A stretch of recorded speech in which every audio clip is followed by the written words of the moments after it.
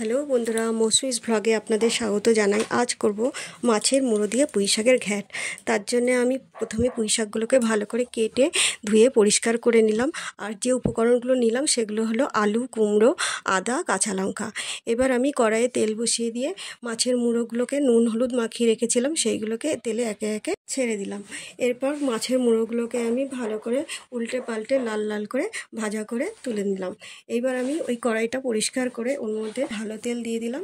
তারপরে আমি জিরে, তেজপাতা, শুকনো লঙ্কা ওর মধ্যে একে একে ছেড়ে দিলাম।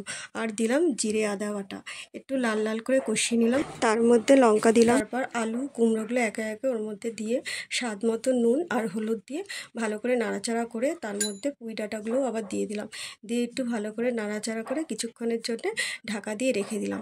এবার কিছুক্ষণ পর আবার আলগা করে ওগুলো যখন একটু হালকা সেদ্ধ হয়েছে ওর মধ্যে পুঁই শাকের পাতাগুলো দিয়ে ভালো করে নাড়াচাড়া করে আবার একটুখানির জন্য ঢাকা দিয়ে রেখে দিলাম।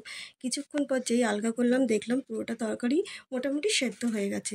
আর একটু ভালো করে সেদ্ধ হওয়ার জন্য ওর মধ্যে অল্প পরিমাণে জল দিলাম। জল দিয়ে আবার নাড়াচাড়া করে ঢাকা দিয়ে রেখে দিলাম। আবার কিছুক্ষণ পর আলগা করে আমি মাছের মুড়োগুলোকে ওর মধ্যে দিয়ে খুন্তি দিয়ে ভালো করে ঘেটে দিলাম। ঘেটে ভালো করে ঢাকা দিয়ে আবার রেখে দিলাম। আবার কিছুক্ষণ পর আলগা করে দেখলাম পুরো তরকারিটা আমার মিক্সড হয়ে গেছে। এবার ওর মধ্যে সামান্য চিনি, ঘি আর গরম মশলা দিয়ে ভালো করে নাড়াচাড়া করে ঢাকা দিয়ে স্টিমটা বন্ধ করে দিলাম। এইভাবে আজকের আমার রান্নাটা শেষ করলাম।